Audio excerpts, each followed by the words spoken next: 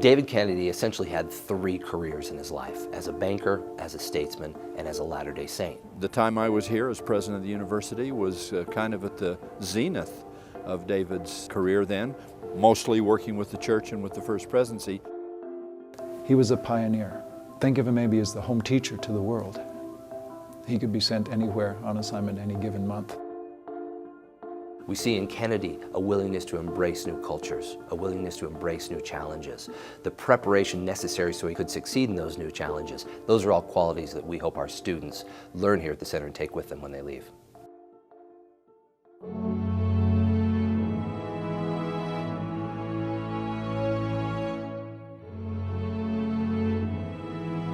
He was born in Randolph, Utah. His father was a rancher, so he was raised on the ranch.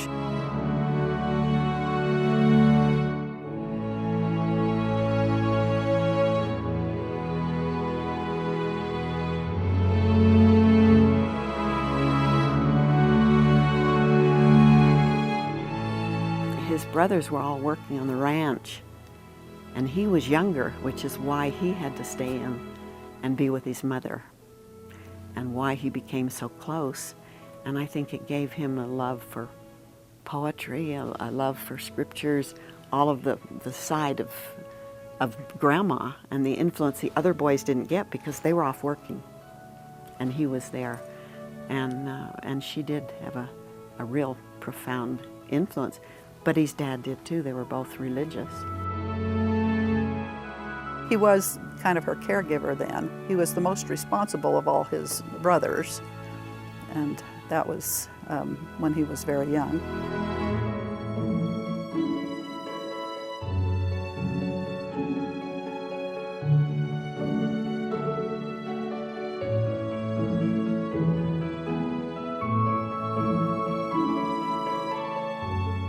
When he was called on that mission, that kind of changed the path of his life.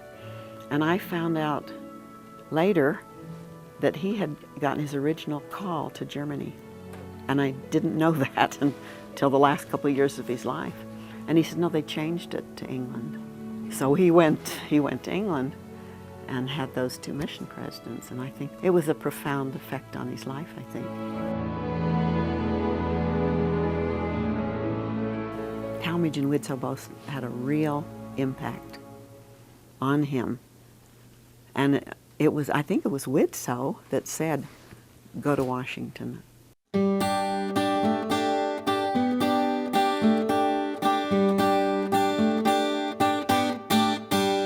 When he came to Washington in 1930, he had intended to work for a senator. That would have been a fairly superficial and typical Washington type of thing. Instead of that, he went to work at the Federal Reserve Board. That was substantive. It gave him 16 years of superb training. I remember when I was young how he used to travel a lot. He'd always bring me back something. My favorite thing was a book. So he would bring me back a book when he'd come home. My dad was always there for us. We had the tomato garden during the war in our backyard, and so we would go out and work, and he'd have the kids from the ward and everything over working.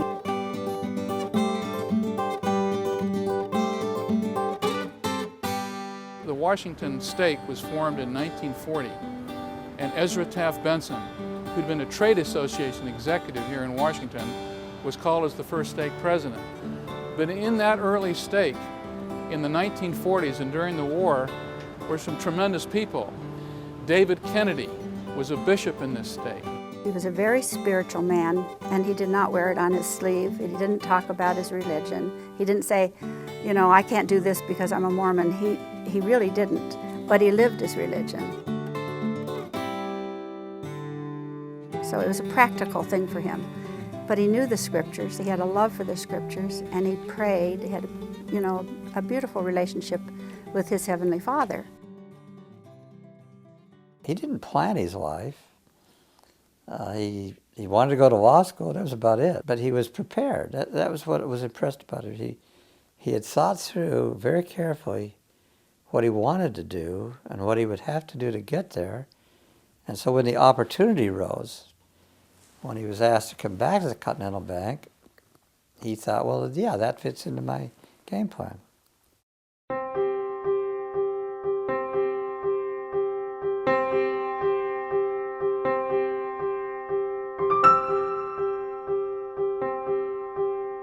I still remember it like yesterday. I just really cried that we were moving.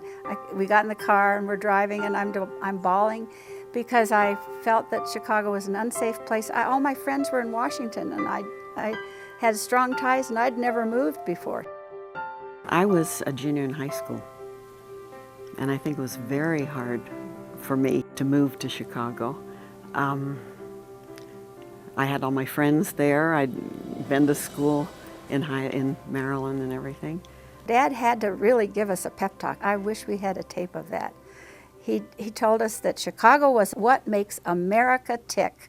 And he quoted Carl Sandburg, the city of broad shoulders. And of course, I don't think he convinced any of us, because we were scared to death. We thought the mafia's in Chicago and it's going to be wicked. And the reason he came to Continental Illinois was he was a great expert on the bond market.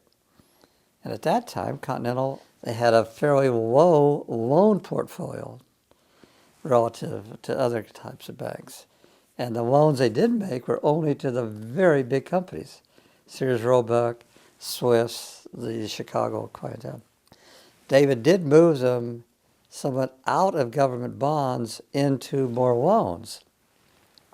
So instead of only having about 12% of your assets in loans and 40 and 50% in government bonds, he sort of reversed that. Chicago gave him credibility. He came in the bond department, a vice president in the bond department, and I understand it's quite unusual for someone to go from the bond department to become president of a bank. Usually it is someone who's making in the loan department, because that's where the money comes in to the bank. But in the bond department, he was there because he really understood the flow of money. He worked at building that bank up, and he, they called it the sleeping giant, and he awakened the bank, and he did so many wonderful things for the bank. The Continental could not have branches in the state. And so in order for the bank to grow and develop, he decided that what they ought to do is pursue international banking.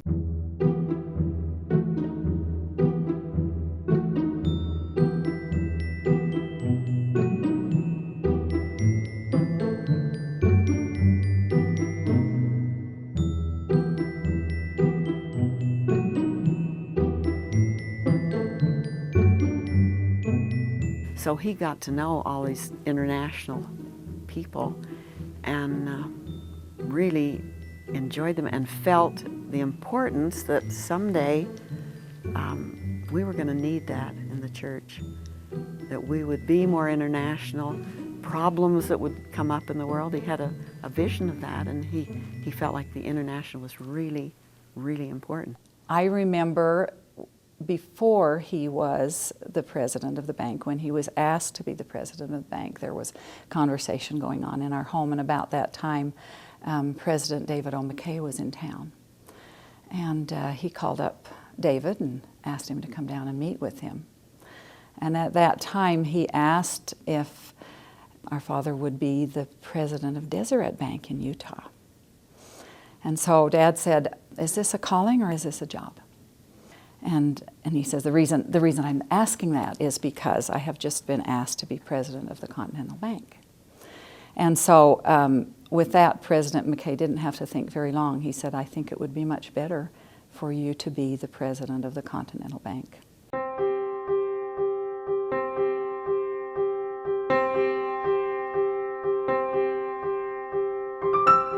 When he first went to work for the bank, they told him that, he would have to kind of relax on some of his habits. In other words, he'd have to do some social drinking, or he wouldn't get anywhere in the bank. And he thought, well, I'll just lose my job then. Came home and said to Mother, I guess I've lost my job. I don't tend to start drinking at my age, and I'm not a drinker. David Kennedy became a model for me. His leadership skills were strong.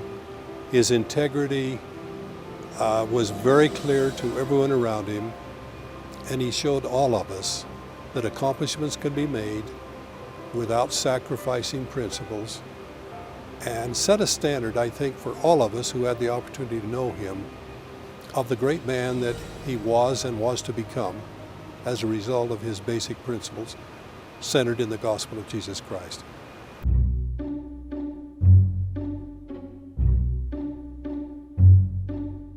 I first met him as a missionary.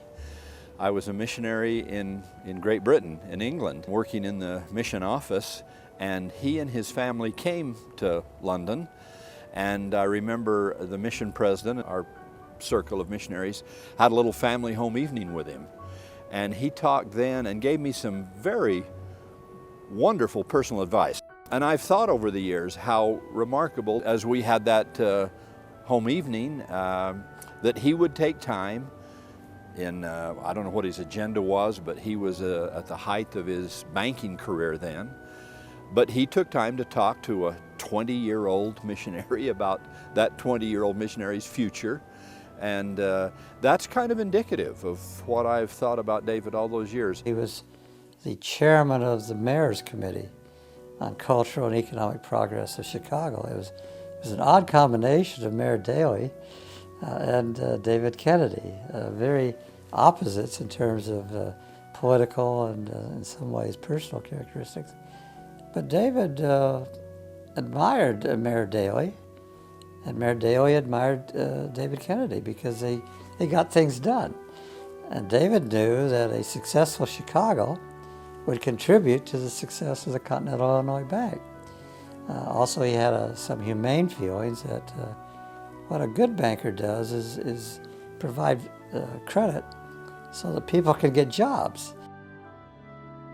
I think that one thing that helped him as he was able to influence the growth of the Continental Bank was that he really, and I'm not sure this is something that he was taught. I think maybe he had this innate ability to look at people and really want to get to know them, to learn about them, so that you could see that he was interested in individuals that he was talking with and negotiating with.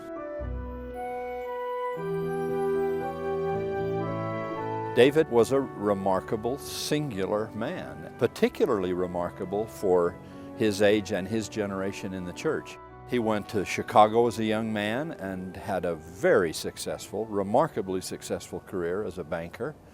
Then was named Secretary of the Treasury.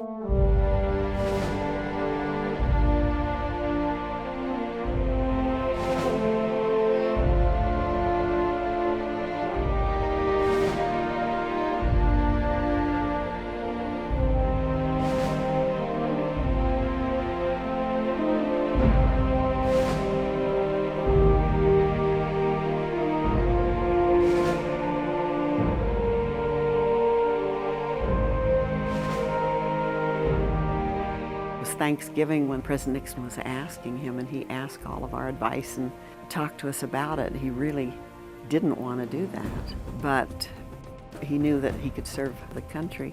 And Daddy always felt like he had a destiny. He said, I can give you lists of people who would be much better than me. And Nixon said, no, I want you. And then Dad said, well, my health isn't good. He had been sick quite a bit, and he says, and I'm older than anybody that would be on your cabinet. And Nixon said, I don't care, and I don't care if you're in the hospital, I just want your brain. And my mother even got on the phone and said, you can't ask my husband to be Secretary of the Treasury. He's getting ready to retire from the bank, you know, and he's going to have a nice, quiet life, go fishing. When he came to Treasury, the first day he walked through the entire building. Now there are about 450 people at Main Treasury. He walked through the entire building and he said hello to each one of them. Now that may not be a big deal, but that's what he did at the bank in Chicago. Each Christmas he would walk through the entire bank and greet everybody. As I said earlier, He was not a gregarious or an outgoing person, but he did like people and he was kind to people. President Nixon made it very easy for him because he said, David, you can go by back channels if you need to contact me. In other words, you can contact me directly. David was such a fascinating figure at the Treasury. He chose two of the most extraordinary men who have ever been in Washington, Paul Volcker and Charles Walker. Those were his two undersecretaries. And then, like a good bishop or a good stake president, he gave them authority. He gave them responsibility. They were the ones who would go to Congress and present the testimonies. They're the ones who would go to the media. I said, George, I hear that Maurice Stans is going to be Secretary of the Treasury. He said, what? I said, well, that's what I hear. He said, what can we do? What can we do? And I said, well, we got to get somebody, and we got to keep him out of it. He said, well, how do we go about that? I said, you can't beat something with nothing. We got to have a good candidate. And I says, David Kennedy. And David had been offered the job before that by LBJ. And he said, you want me to do? I want you to call every big banker in the country and get this thing moving. At that point, I was a Democrat. I no longer consider myself a Democrat. Nixon had just been elected as a very obviously partisan Republican. I think I was the only Democrat in that administration at undersecretary or above level. And apparently there was some kind of resistance. I gather pretty strong resistance to the White House. What are we appointing this Democrat for? And I think Kennedy just sat there and said, because I think he's the best guy for the job. And I didn't know him that well. When I trapped myself into doing all this work to get Kennedy nominated, then Kennedy said to me, I want you to be my undersecretary. I was trapped. I couldn't do anything. And I said, on one condition, I said, what? We've got to have Paul Volcker as Undersecretary for Monetary Affairs. And Kennedy knew how to work with that. David Kennedy was rather important in my career because at an age of 41 or 42, he made me Undersecretary of the Treasury for Monetary Affairs. There were two undersecretaries at that point. I had all the interesting part of the Treasury, all the finance, all the international, all the economics. Patience, very, very strong intelligence. He didn't have to grapple with the technical issues and so on. And when he heard what it was, he said, well, Paul, you take care of that, won't you? Paul Volcker, take care of it. He certainly had a kind of, I think, individual self-confidence, but he was very open with other people, and he was always willing to listen to what they had to say and see whether he could carry away something of value for that and make decisions and create harmony instead of conflict. He was more the behind-the-scenes operator, and as a result, the media erroneously thought that he was not in charge. Well, to the contrary, he was very much in charge, but he had so much confidence, and both Walker and Volcker were so excellent. He was not as aggressive a Secretary of the Treasury as he ought to be, but Kennedy was very smart, very well advised and so forth, but he wasn't a real pushy personality, which was fine. You have people do that.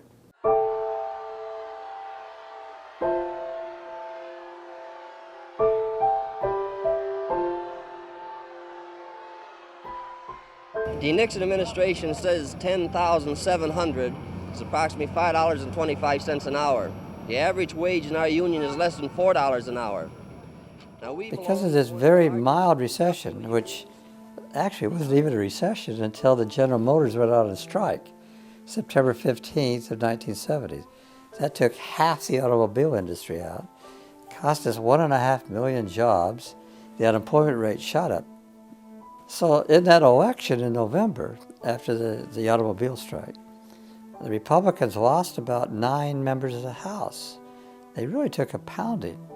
It had been a pretty difficult period. The economy wasn't doing as well as people would like it to do, and inflation was rising. There was a certain amount of unhappiness, and there was a lot of tension in the international area. And the administration carried some wounds after the election of 1970. And so he went to Richard Nixon, President Richard Nixon, and said, "You need a scapegoat for this political debacle that occurred in November." And President Nixon said, "No, David, I'm behind you 100%.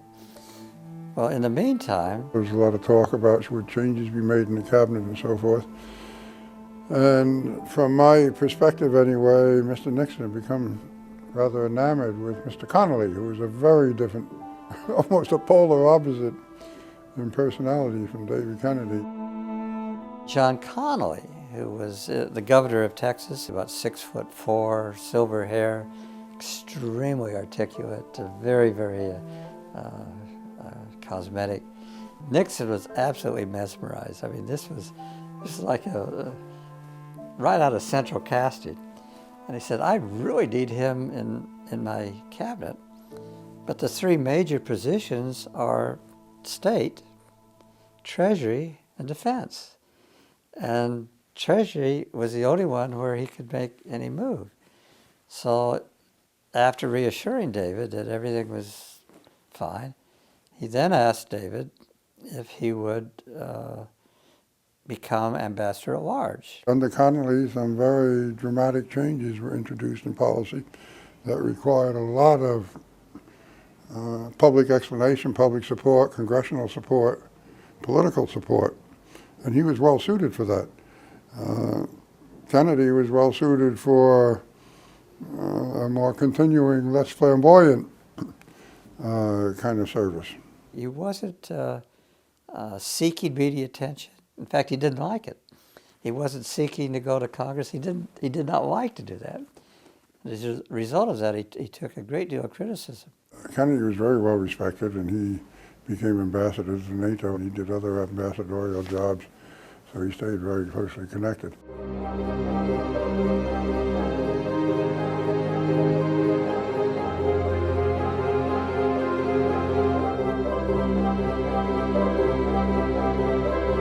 David had been a major figure in changing the Bretton Woods Agreement. We needed a more flexible dollar exchange rate. David was the tip of the spear on that. The most significant one was the textile negotiations with Japan, Hong Kong, Taiwan, what have you.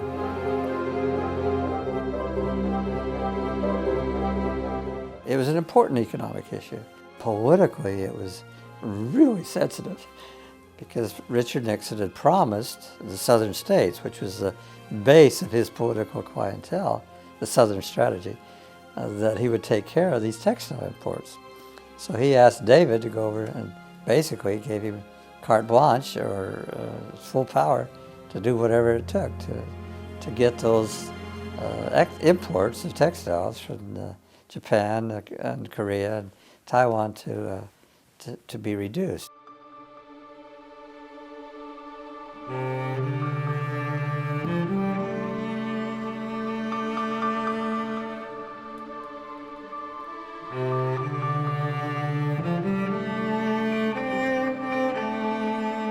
He did have diplomacy. He never put people down. He loved people and he loved the Orient.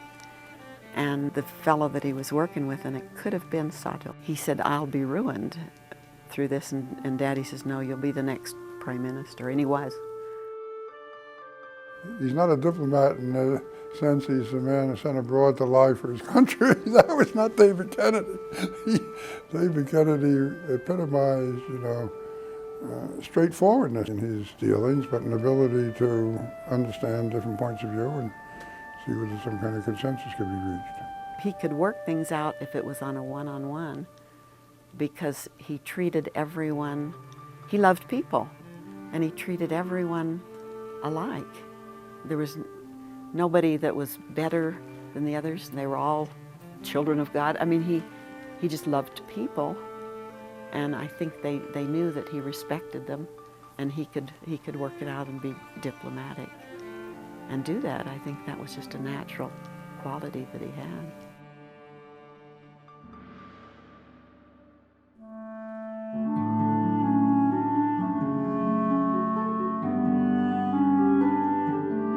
When we got to NATO together, David attended all the meetings, endless meetings.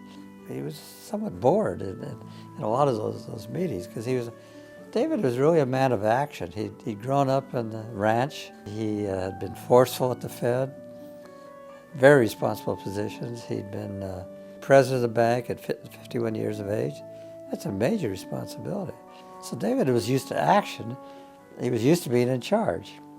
Unfortunately, cabinet meetings and NATO meetings are talking shops. Everybody talks, but not too much comes of it. The concept was it would be a super ambassadorship. You would have responsibilities for military, which is NATO, political, and economic. Now the difficulty here was you had an ambassador in each one of those NATO countries who thought they were doing the political part. The economics was the OECD in Paris, the EEC, the European Economic Commission in Brussels. They all had ambassadors. Those ambassadors were not in any way happy when David Kennedy arrived in Brussels to be this super ambassador. So it never really became as significant as originally intended. During the early and mid part of the 1980s, the U.S. relationship with Iraq was undergoing some interesting changes, and they were positive changes at the time. Iraq had a very dynamic ambassador in Washington. One project that he took quite seriously was to set up a visit by senior former administration officials to Iraq. The delegation that went to Iraq included Ambassador Kennedy as the former Secretary of Treasury and Ambassador to NATO, and also Mr. Frank Carlucci, who in the next few years was going to become the new Secretary of Defense in the second Reagan administration. We were members of what was then called the Arab American Affairs Council. Today is the Middle East Peace Council. The purpose of the trip was to learn about Iraq and have a dialogue with prominent Iraqis. The highest level we met with was Tareq Aziz, who was then, I think, Deputy Prime Minister and Foreign Minister. Ambassador Kennedy and Mr. Carlucci both knew that they were being put into a position of some delicacy. Clearly, he did not want to be put into a position of blessing any of the policies or behavior of the Iraqi government. At the same time, he wanted to acknowledge that they had been treated warmly, that they had seen much that was progressive and admirable in Iraq. One thing that probably impressed me the most was that he listened.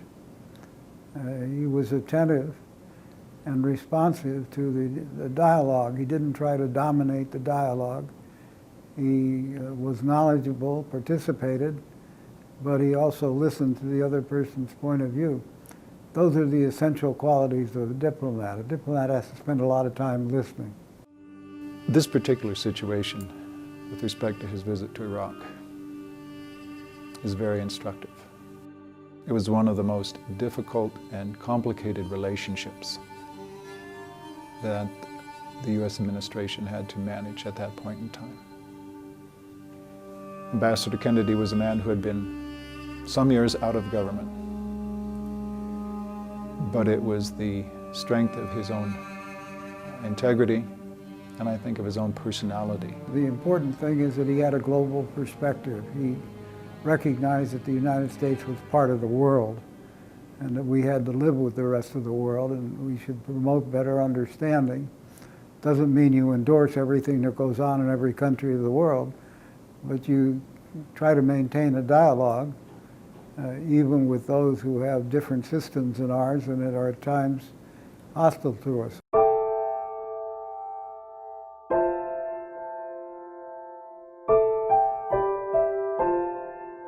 There was a fellow that was I assume that he was relatively poor, as he lived up in the mountains somewhere in Utah.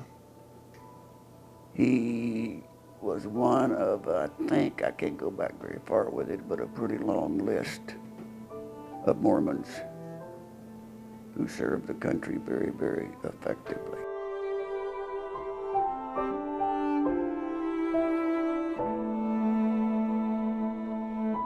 The importance of public service. In my experience, for some reason or another, the Mormon community somehow seems to retain more of this than some other places. Maybe that's an illusion, but if it's an illusion that David Kennedy created for me. That underlined what I think has been a series of very large, strong contributions by people of the Mormon faith to the strength of this nation.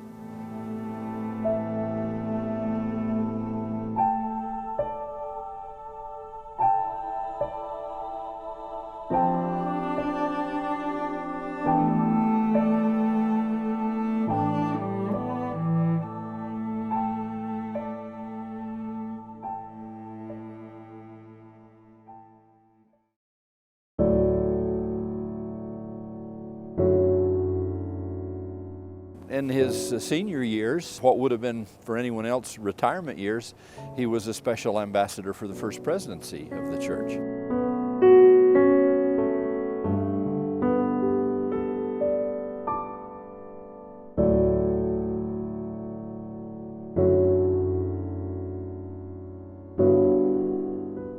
I really hope the members of the church understand that David played a major role in opening up many of those foreign missions. He had made them loans during the 1960s at the Continental Bank when they were fairly down in the hierarchy. By the 1970s, they had risen to be Minister of Finance or Secretary, Foreign Minister, so they were very senior positions. So Secretary of the Treasury, he would come to those countries and in some cases bail them out or some cases work with them.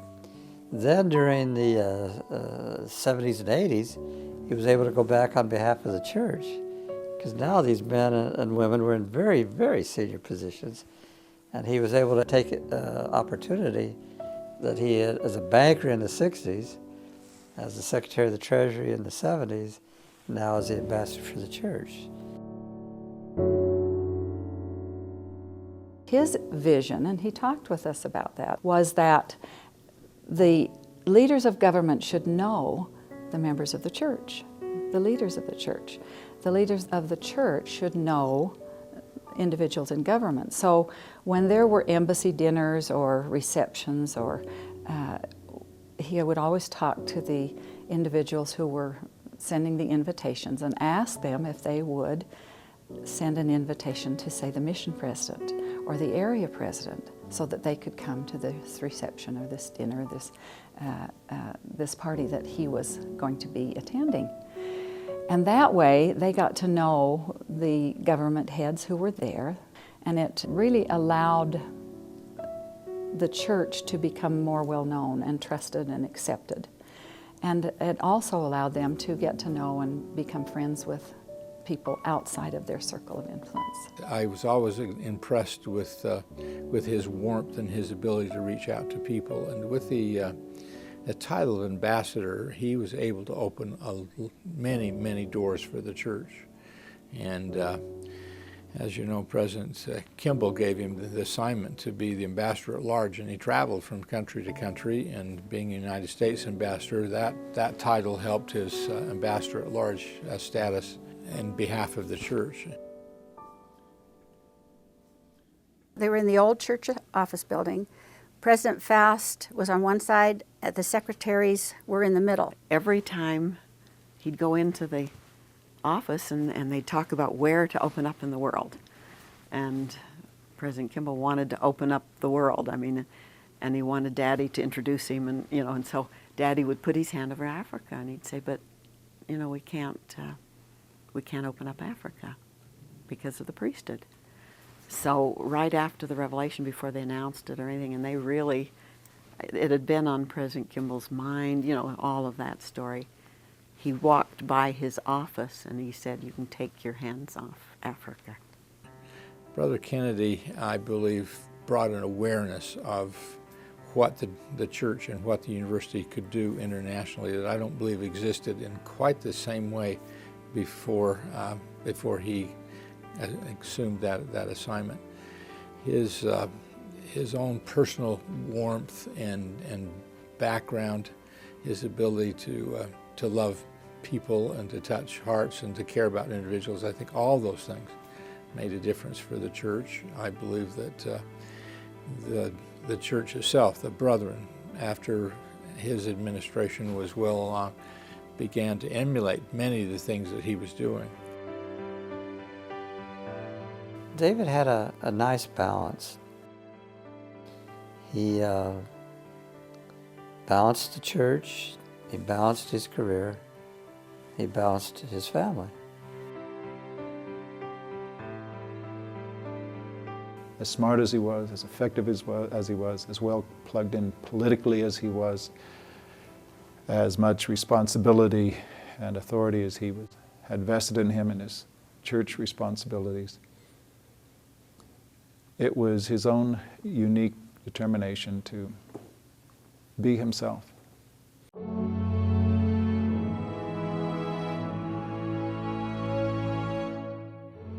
Our goal at the Kennedy Center is to take those values that Kennedy himself displayed so well, those values of integrity and openness and hard work, and teach them to our students so that our students encounter the world with an open mind, a willingness to embrace new cultures, a willingness to question, a willingness to be surprised and amazed at what they find in the world.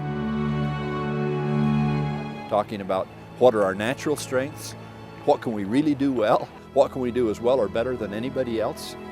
Seemed like international activity, and it was about then and about that time that the need to bring some academic programs together on the campus surfaced. So the result was the David Kennedy Center. For the international work of BYU, his seemed the most natural name in the world, and it's been a good fit. We're talking about a farm boy from northern Utah who was willing to take a chance on his own abilities, who was willing to test himself in the best universities and the highest pressure jobs, and to demonstrate to himself and now to those of us who look back at his life that we all have capabilities probably beyond what we imagine. I served here in the Kennedy Center starting in 1989 in a position as an undergraduate coordinator. As he came in, I just recall the reverence and the awe that surrounded him. It was just a feeling of, here's a man that we pay respect to because of experience, not because the Kennedy Center had his name, but because of that experience. David would often come in and hold, in effect, office hours where he'd want to meet with the students at the center, when he'd want to talk with them one-on-one. He'd push them on their plans.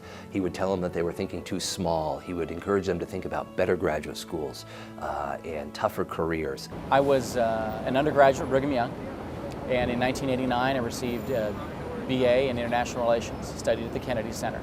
It was a great experience in terms of being able to really begin in an academic setting to look at things that had interested me my whole life.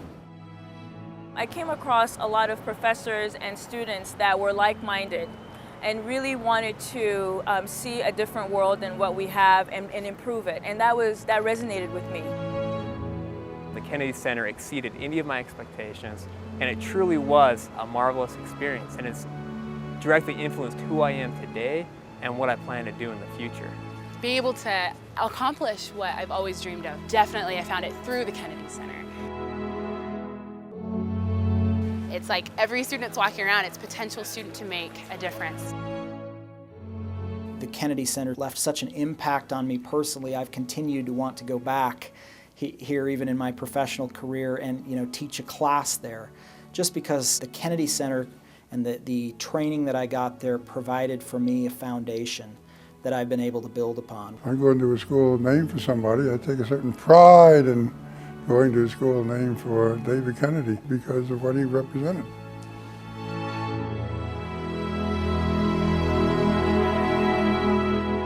The Kennedy way is those values of hard work, integrity, openness, a willingness to confront new opportunities. Those are the values that we try to instill in our students, and those are the values that drive the programs of the Kennedy Center.